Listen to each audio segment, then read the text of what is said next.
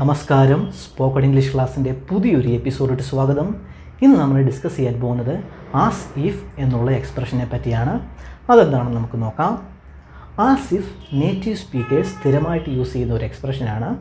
അതേപോലെ തന്നെ നമ്മുടെ സ്കൂൾ കാലഘട്ടത്തിലും നമ്മൾ ആസ് ഇഫ് ചേർത്തുള്ള സെൻറ്റൻസുകൾ നമ്മൾ പഠിച്ചിട്ടുണ്ടായിരുന്നു. അതെന്താണെന്ന് നമുക്ക് നോക്കാം. ആസ് ഇഫിൻ്റെ ഒന്നാമത്തെ ആശയം എന്തെന്ന് നോക്കാം. ഒപ്പീനിയൻ അല്ലെങ്കിൽ പ്രിസെപ്ഷൻസ് എക്സ്പ്രസ് ചെയ്ത് കാണിക്കുവാൻ വേണ്ടിയിട്ട്, അതായത് മലയാളത്തിൽ പറഞ്ഞാൽ നമ്മുടെ അഭിപ്രായങ്ങൾ അതേപോലെ തന്നെ നമ്മുടെ ധാരണകളൊക്കെ കാണിക്കുവാൻ വേണ്ടിയിട്ട് നമ്മൾ ആസ് ഇഫ് നമ്മുടെ കോൺവെർസേഷനുകൾ നമ്മൾ യൂസ് ചെയ്യാറുണ്ട്. 2-3 സെൻറ്റൻസ് നമുക്ക് നോക്കാം. ഒന്നാമത്തെ നോക്കാം. He looks as if he is tired. അതായത് ഒരാൾ പറയുകയാണ്, ഒരാൾ ക്ഷീണിച്ചിരിക്കുന്നത് കണ്ടിട്ട് ഒരാൾ പറയുകയാണ് he looks as if he is tired. അതായത് അദ്ദേഹത്തെ കണ്ടിട്ട് വളരെ ക്ഷീണിച്ചിരിക്കുകയാണെന്ന് തോന്നുന്നു എന്ന് പറഞ്ഞൊരു സെൻറ്റൻസാണ്. അല്ലെങ്കിൽ ക്ഷീണിച്ചിരിക്കുന്നത് പോലെ തോന്നുന്നു എന്ന് പറഞ്ഞൊരു സെൻറ്റൻസാണ്. അപ്പോൾ ക്ഷീണിച്ചിരിക്കുന്നത് പോലെ എന്ന് കാണിക്കുവാൻ വേണ്ടിയിട്ടാണ് അവിടെ ആസ് ഇഫ് ചേർത്തിരിക്കുന്നത്. അതായത് ഒരു ധാരണ പറയുകയാണ്, അത് സത്യമല്ല, ഒരു ധാരണയാണ്. അത് അദ്ദേഹം ഇരിക്കുന്നത് കണ്ടിട്ട് അദ്ദേഹം ഇങ്ങനെ ഊഹിച്ച് പറയുകയാണ് അദ്ദേഹം ക്ഷീണിച്ചിരിക്കുകയാണെന്ന് തോന്നുന്നു എന്ന് പറഞ്ഞൊരു സെൻറ്റൻസാണ്. അപ്പോൾ ആസിഫ് നമ്മൾ യൂസ് ചെയ്യുന്നത് നമ്മുടെ ധാരണകൾ പറയാൻ വേണ്ടിയിട്ടാണ്. അപ്പോൾ ഓർത്ത് വെച്ചിരിക്കുക, ഇതാണ് ഒന്നാമത്തെ പോയിൻറ്റ്, ഇതാണ് മെയിൻ പോയിൻറ്റും. അപ്പോൾ ഇങ്ങനത്തെ സെൻറ്റൻസുകൾ നമ്മൾ ഒരുപാട് കേട്ടിട്ടുണ്ടെന്ന് വിചാരിക്കുന്നു. നമുക്ക് നോക്കാം, ജസ്റ്റ് ഒന്ന് പ്രാക്ടീസ് ചെയ്ത് നോക്കാം. ഇനി നിങ്ങൾ ആസിഫ് മറക്കരുത്. രണ്ടാമത്തെ സെൻറ്റൻസ് നോക്കാം. He seems as if he is tired. ഒന്നാമത്തെ സെൻറ്റൻസ് തന്നെയാണ്, സെയിം ആശയം തന്നെയാണ്. ലുക്സിന് പകരം സീംസ് ഉപയോഗിച്ചതേ ഉള്ളൂ. 2 സെൻറ്റൻസും കൂടുതൽ കേൾക്കാൻ ചാൻസ് ഉണ്ട്, ലുക്സ് വെച്ചും സീംസ് വെച്ചും. അപ്പോൾ ഞാൻ 2 എഴുതിയതേ ഉള്ളൂ. അതേ സെൻറ്റൻസാണ്. അദ്ദേഹത്തെ കണ്ടിട്ട് വളരെ ക്ഷീണിച്ചിരിക്കുകയാണെന്ന് തോന്നുന്നു, അല്ലെങ്കിൽ ക്ഷീണിച്ചിരിക്കുന്നത് പോലെ തോന്നുന്നു എന്ന് പറഞ്ഞൊരു സെൻറ്റൻസാണ്. അപ്പോൾ ആ ധാരണ കൊടുക്കാൻ വേണ്ടിയിട്ടാണ് അവിടെ ആസിഫ് നമ്മളവിടെ ചേർത്തിരിക്കുന്നത്. നെക്സ്റ്റ് സെൻറ്റൻസിലോട്ട് പോവാം. It smells as if something is burning. എന്തോ കത്തുകയാണ് എന്ന് തോന്നുന്നു എന്ന് പറഞ്ഞൊരു സെൻറ്റൻസാണ്. അതായത് എന്തോ കത്തുന്നതിൻ്റെ മണം ഒരാൾക്ക് അടിച്ചിട്ട്, ആ സ്മെല്ലടിച്ചിട്ട് അദ്ദേഹം പറയുകയാണ് it smells as if something is burning. എന്തോ കത്തുന്നത് പോലെ തോന്നുന്നു എന്ന് പറഞ്ഞൊരു സെൻറ്റൻസാണ്. അപ്പോൾ അവിടെയും അദ്ദേഹം ധാരണയാണ് പറഞ്ഞിരിക്കുന്നത്. എന്തോ കത്തുന്നത് പോലെ തോന്നുന്നു എന്ന് പറയാൻ വേണ്ടിയിട്ടാണ് അവിടെ ആസിഫ് ചേർത്തിരിക്കുന്നത്. പിടികിട്ടുന്നുണ്ടെന്ന് വിചാരിക്കുന്നു. നെക്സ്റ്റ് സെൻറ്റൻസിലോട്ട് പോവാം. It's as if he dozen care about anything. അതായത് ഇത് ഒരാളെ കണ്ടിട്ട് വേറൊരു വ്യക്തി പറയുകയാണ് അദ്ദേഹം ഒരു കാര്യം ശ്രദ്ധിക്കുന്നില്ല, അദ്ദേഹത്തിൻ്റെ വർക്ക് സൈറ്റിൽ ഒരു കാര്യം ശ്രദ്ധിക്കുന്നില്ല, അല്ലെങ്കിൽ എന്തെങ്കിലും ഒരു വിഷയത്തിൽ അദ്ദേഹം മൈൻഡ് ചെലുത്തുന്നില്ല, അദ്ദേഹം അതിന് മൈൻഡ് ചെലുത്തുന്നില്ല. വേറൊരാളിത് കണ്ടിട്ട് പറയുകയാണ് it's as if he dozen care about anything. അദ്ദേഹത്തെ കണ്ടിട്ട് അദ്ദേഹം ഒന്നും കെയർ ചെയ്യുന്നില്ലെന്ന് തോന്നുന്നു, ഒന്നും കാര്യമാക്കുന്നില്ല എന്ന് തോന്നുന്നു എന്ന് പറഞ്ഞൊരു സെൻറ്റൻസാണ്. ഇതും ധാരണ തന്നെയാണ്. ഒരാളുടെ പ്രവൃത്തി കണ്ടിട്ട് ഇങ്ങനെ പറയുകയാണ് it's as if he dozen care about anything. അദ്ദേഹത്തിൻ്റെ പ്രവൃത്തി കണ്ടിട്ട്, അദ്ദേഹത്തിൻ്റെ ചെയ്തികളെ കണ്ടിട്ട് അദ്ദേഹം ഒന്നും കെയർ ചെയ്യുന്നില്ല, ഒന്നും മൈൻഡ് ചെയ്യുന്നില്ല എന്ന് തോന്നുന്നു എന്ന് പറഞ്ഞൊരു സെൻറ്റൻസാണ്. പിടികിട്ടി. അടുത്ത സെൻറ്റൻസിലോട്ട് പോകാം. She act as if she knows everything. അതായത് അവൾക്കെല്ലാം അറിയാവുന്നതിലോട്ട് ആക്ട് ചെയ്തു എന്ന് പറഞ്ഞൊരു സെൻറ്റൻസാണ്. അപ്പോൾ എല്ലാം അറിയാവുന്നത് പോലെ, അല്ലെങ്കിൽ എല്ലാം അറിയാവുന്നതിൻ്റെ കൂട്ട് എന്നൊരാശയം കൊടുക്കാൻ വേണ്ടിയിട്ടാണ് അവിടെ ആസിഫ് ചേർത്തിരിക്കുന്നത്. ധാരണ തന്നെയാണ്. ഒരാളിങ്ങനെ ധരിച്ചു പറയുകയാണ്, ഒരാളുടെ പ്രവൃത്തി കണ്ടിട്ട് ഇങ്ങനെ പറയുകയാണ് അവളെല്ലാം അറിയാവുന്നതിൻ്റെ കൂട്ടാണ് ആക്ട് ചെയ്യുന്നത് എന്ന് പറഞ്ഞൊരു സെൻറ്റൻസാണ്. നെക്സ്റ്റ് സെൻറ്റൻസ് നോക്കാം. She pretended as if nothing happened. അതായത് അവൾ ഒന്നും സംഭവിക്കാത്തതിൻ്റെ കൂട്ട് പ്രറ്റൻഡ് ചെയ്തു, നടിച്ചു എന്ന് പറഞ്ഞൊരു സെൻറ്റൻസാണ്. അവിടെയും ധാരണയാണ് ആസിഫ് നമ്മൾ ചേർത്തിരിക്കുന്നത്. ഒന്നും സംഭവിക്കാത്തതിൻ്റെ കൂട്ട്, ഒന്നും സംഭവിച്ചില്ല എന്ന മട്ടിൽ എന്നൊക്കെ ഒരു ആശയം കൊടുക്കാൻ വേണ്ടിയിട്ടാണ് അവിടെ ആസിഫ് ചേർത്തിരിക്കുന്നത്. ധാരണ തന്നെയാണ്. പിടികിട്ടിയെന്ന് വിചാരിക്കുന്നു. നെക്സ്റ്റ് സെൻറ്റൻസിലോട്ട് പോകാം. He smiled at me as if he new my secret. അതായത് എൻ്റെ എല്ലാ സീക്രട്ട് അറിയാവുന്നതിൻ്റെ കൂട്ട് അവൻ എന്നെ നോക്കി ചിരിച്ചു എന്ന് പറഞ്ഞൊരു സെൻറ്റൻസാണ്. അപ്പം അതേപോലെ എൻ്റെ എല്ലാ സീക്രട്ട് അറിയാവുന്നത് പോലെ, അല്ലെങ്കിൽ അറിയാവുന്നതിൻ്റെ കൂട്ട് എന്നൊരാശയം കൊടുക്കാൻ വേണ്ടിയിട്ടാണ് അവിടെ ആസിഫ് ചേർത്തിരിക്കുന്നത്. അതും ധാരണയാണ്. ഒരാളിങ്ങനെ ഒരു ധാരണ, പ്രിസെപ്ഷനാണ് അങ്ങനെ പറയുകയാണ്. അത് കണ്ടിട്ട് ഒരാൾ അദ്ദേഹത്തെ നോക്കി ഇങ്ങനെ ചിരിച്ച് സംസാരിക്കുന്നുണ്ട്, ഒരാളിങ്ങനെ പറയുകയാണ് എൻ്റെ സീക്രട്ടെല്ലാം അറിയാവുന്നതിൻ്റെ കൂട്ട് അവൻ എന്നെ നോക്കി ചിരിച്ചു എന്ന് പറഞ്ഞൊരു സെൻറ്റൻസാണ്. നെക്സ്റ്റ് സെൻറ്റൻസ് നോക്കാം. He talked as if he knew all about. അതായത് അവനെല്ലാം അറിയാവുന്നതിൻ്റെ കൂട്ട് സംസാരിച്ചു എന്ന് പറഞ്ഞൊരു സെൻറ്റൻസാണ്. തൊട്ട് മുകളിലത്തെ അതേ സെൻറ്റൻസിൻ്റെ ആശയം തന്നെയാണ്. അപ്പോൾ അവനെല്ലാം അറിയാവുന്നതിൻ്റെ കൂട്ട്, അല്ലെങ്കിൽ അറിയാവുന്നത് പോലെ എന്നൊരാശയം കൊടുക്കാൻ വേണ്ടിയിട്ടാണ് അവിടെ ആസിഫ് ചേർത്തിരിക്കുന്നത്. പിടികിട്ടി വരുന്നുണ്ടെന്ന് വിചാരിക്കുന്നു. നെക്സ്റ്റ് സെൻറ്റൻസിലോട്ട് പോവാം. It seems as if we are going in the right direction to get downtown. അതായത് കാർ ഡ്രൈവ് ചെയ്തുകൊണ്ടിരിക്കുന്ന ഒരാൾ പറയുകയാണ്, അദ്ദേഹം പോകുന്ന വഴികളൊക്കെ കണ്ടിട്ട് അദ്ദേഹം പറയുവാണ്, it seems as if we are going in the right direction to get downtown. അതായത് നമ്മൾ ഡൗൺ ടൗണിലേക്ക് എത്താനുള്ള കറക്റ്റ് വഴിയാണ് പോകുന്നത് എന്ന് തോന്നുന്നു എന്ന് പറഞ്ഞൊരു സെൻറ്റൻസ് ആണ്.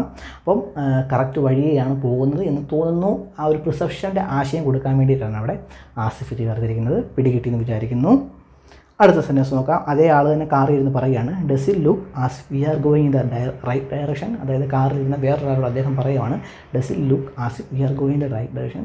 നമ്മൾ കറക്റ്റ് ഡയറക്ഷനിലോട്ട് തന്നെയാണോ പോകുന്നത് എന്ന് തനിക്ക് തോന്നുന്നുണ്ടോ എന്ന് ചോദിക്കുന്ന ഒരു ക്വസ്റ്റ്യനാണ്. അപ്പോൾ അവിടെ ആ ഒരു ധാരണയാണ്, കറക്റ്റ് ഡയറക്ഷനിലോട്ട് തന്നെയാണോ പോകുന്നത് എന്നൊരു ആശയം കൊടുക്കാൻ വേണ്ടിയിട്ടാണ് അവിടെ ആസിഫ് ചേർത്തിരിക്കുന്നത്. അപ്പോൾ ഇങ്ങനെയൊക്കെ ആസിഫ് നിങ്ങൾക്ക് സെൻറ്റൻസുകളിൽ കാണുവാൻ സാധിക്കുന്നതാണ്.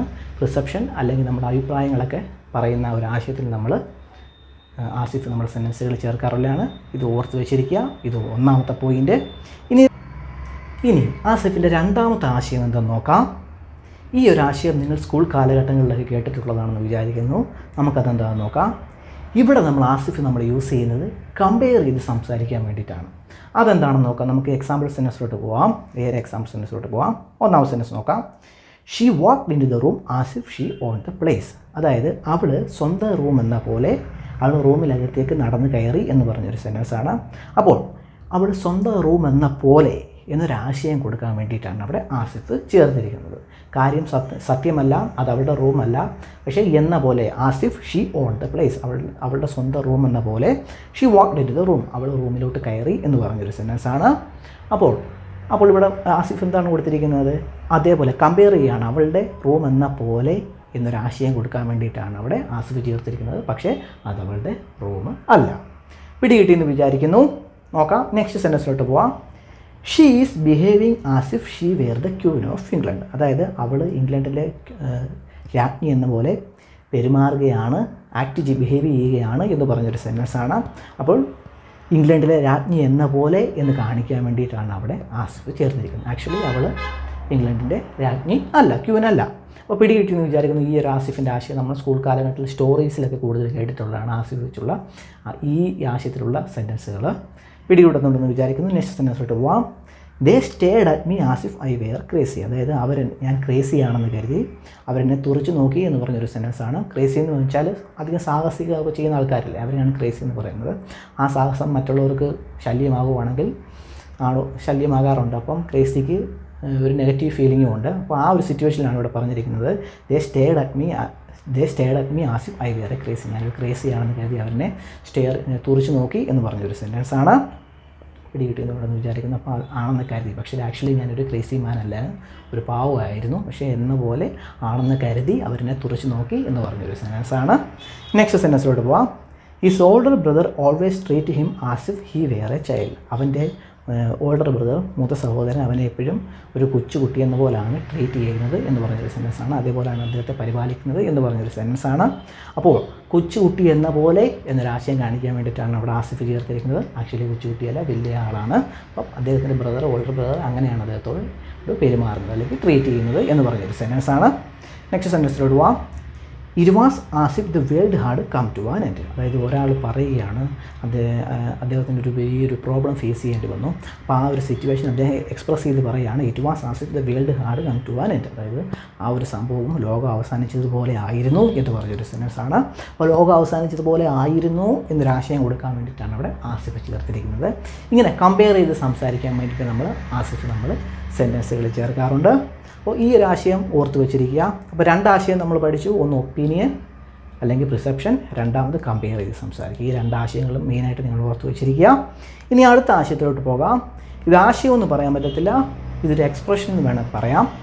അതായത് നമ്മുടെ ഡിസ്ബിലീഫൊക്കെ കാണിക്കാൻ വേണ്ടിയിട്ട്, അതായത് നമ്മുടെ അടുത്ത് ആരെങ്കിലും എന്തെങ്കിലും ഒരു വിശ്വസിക്കാൻ പറ്റാത്തൊരു കാര്യം നമ്മളോട് പറഞ്ഞാലോ, അല്ലെങ്കിൽ നമുക്ക് ചില കാര്യങ്ങളിൽ വിശ്വാസമില്ലെങ്കിലോ അത് പ്രകടിപ്പിക്കാൻ വേണ്ടിയിട്ട്, അത് എക്സ്പ്രസ് ചെയ്ത് കാണിക്കാൻ വേണ്ടിയിട്ട് ആസിഫ് ഒരു ശൈലിയായിട്ട്, ഒരു ഭാഷാ ശൈലിയായിട്ട് ജസ്റ്റ് നമ്മൾ പറയാറുണ്ട്. നേറ്റീവ് സ്പീക്കേഴ്സിൻ്റെ ഇടയിൽ അവർ പറയാറുണ്ട്.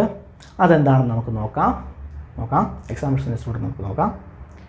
Did you get pay rise Asif. അതായത് ഒരാൾ വേറൊരാളോട് ചോദിക്കുകയാണ്, അദ്ദേഹത്തിന് സാലറി കൂട്ടിക്കിട്ടി. അപ്പം ഇത് അറിഞ്ഞ ഒരാളോട് അദ്ദേഹത്തോട് പറയുകയാണ്, did you get pay rise, നിനക്ക് സാലറി കൂട്ടിക്കിട്ടിയോ ആസിഫ്. അവിടെ ആസിഫ് കൊടുത്തിരിക്കുന്നത് ഒരു എക്സ്പ്രഷനാണ്. അതായത് അത് ഒരു ചാൻസ് നോ വേ എന്ന് നമ്മൾ പറയാറില്ല, നമ്മൾ നോ വേ നമ്മൾ ഉപയോഗിക്കാറുണ്ട്. അതൊരു ചാൻസും ഇല്ല, അത് നടക്കാനേ ചാൻസ് ഇല്ല എന്ന് നമ്മൾ പറയാറില്ലേ. ആ ഒരു ആശയമാണ് ആസിഫിനകത്തുള്ളത്. മീൻസ് അത് വിശ്വസിക്കാൻ പറ്റുന്നില്ല, അദ്ദേഹത്തിന് അവിശ്വസനീയമായ കാര്യമാണ്. അതൊന്ന് എക്സ്പ്രസ് ചെയ്യാൻ വേണ്ടിയിട്ടാണ് അവിടെ അദ്ദേഹം ആസിഫ് പറഞ്ഞിരിക്കുന്നത്. ഒരു എന്താ പറയുക, ഒരു എക്സ്പ്രഷനായിട്ട്, ഒരു ഭാഷയുടെ ഒരു ശൈലി. നമ്മൾ മലയാളത്തിലൊക്കെ പറയാറില്ലേ, അതങ്ങനെ ഒരിക്കലും സംഭവിക്കത്തില്ല, എനിക്ക് വിശ്വസിക്കാൻ കഴിയുന്നില്ല എന്നൊക്കെ നമ്മൾ പറയത്തില്ലേ. ആ ഒരു ആശയമാണ് അവിടെ ആസിഫിനുള്ളത്. അങ്ങനെ ഷോർട്ടായിട്ടൊരു എക്സ്പ്രഷനായിട്ട് നമ്മൾ ആസിഫ് നേറ്റീവ് സ്പീക്കേഴ്സ് യൂസ് ചെയ്യാറുണ്ട്. അതും ഓർത്ത് വെച്ചിരിക്കുക. കോൺവെർസേഷനുകൾ നിങ്ങൾ കാണാം. അപ്പോൾ അവിടെ വേറെ പല ആശയം ഒന്ന് കയറ്റി കൺഫ്യൂസ് ആക്കില്ല. ജസ്റ്റ് ഒരു എക്സ്പ്രഷനാണ്, അതായത് ഒരു ഡിസ്ബിലീഫ് കാണിക്കുകയാണ്.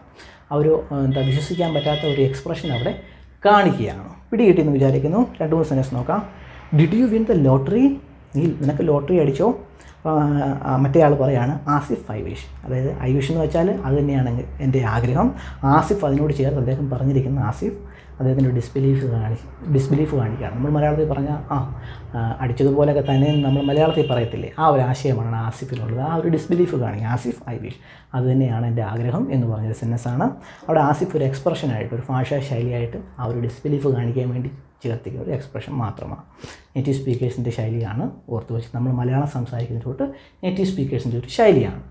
പിടികിട്ടിയെന്ന് വിചാരിക്കുന്നു. ഇങ്ങനെയൊക്കെ നമുക്ക് കാണാം. അപ്പോൾ വേറെ ഒന്നും ആലോചിച്ച് നിങ്ങൾ കുഴയണ്ട, അത്രേ ഉള്ളൂ. ഒരു എക്സ്പ്രഷനാണ്, അത്രേ ഉള്ളൂ. ആ ഒരു ഡിസ്ബിലീഫ് കാണിക്കുന്ന ഒരു എക്സ്പ്രഷനാണ്. ഒരു സെൻറ്റൻസ് ഇവിടെ നോക്കാം. Are you going to run marathon next month? നീ അടുത്ത മാസം മാരത്തോണിൽ പങ്കെടുക്കാൻ പോവുകയാണോ എന്ന് ചോദിക്കുന്ന ക്വസ്റ്റ്യനാണ്. മാരത്തോൺ എന്ന് വെച്ചാൽ ലോങ് ഡിസ്റ്റൻസ് റണ്ണാണ്. അതായത് ഒരുപാട് ദൂരം നമ്മൾ ഓടത്തില്ലേ, ആ ഒരു സ്പോർട്സിനെയാണ് മാരത്തോൺ എന്ന് പറയുന്നത്. അപ്പം മറ്റേ ആൾ പറയുകയാണ് Asif I can Brearley run A mile. ഒരു മൈൽ പോലും ഞാൻ കഷ്ടിച്ചാണ് ഓടുന്നത് എന്ന് പറഞ്ഞൊരു സെൻറ്റൻസാണ്. അപ്പോൾ അത് പറയാൻ വേണ്ടിയിട്ട് അദ്ദേഹം ആസിഫ് തുടക്കം ചേർത്തിട്ടുണ്ട്. അപ്പോൾ അദ്ദേഹത്തിൻ്റെ ഒരു എന്താ പറയുക, ആ ഒരു ഡിസ്ബിലീഫാണ്, അദ്ദേഹത്തിൻ്റെ ഓടാൻ പറ്റത്തില്ല, ആ ഒരു എക്സ്പ്രഷൻ കാണിക്കാൻ വേണ്ടിയിട്ടാണ് അവിടെ ആസിഫ് ചേർത്തിരിക്കുന്നത്. ആശയം പിടികിട്ടിയിരുന്നു എന്ന് വിചാരിക്കുന്നു.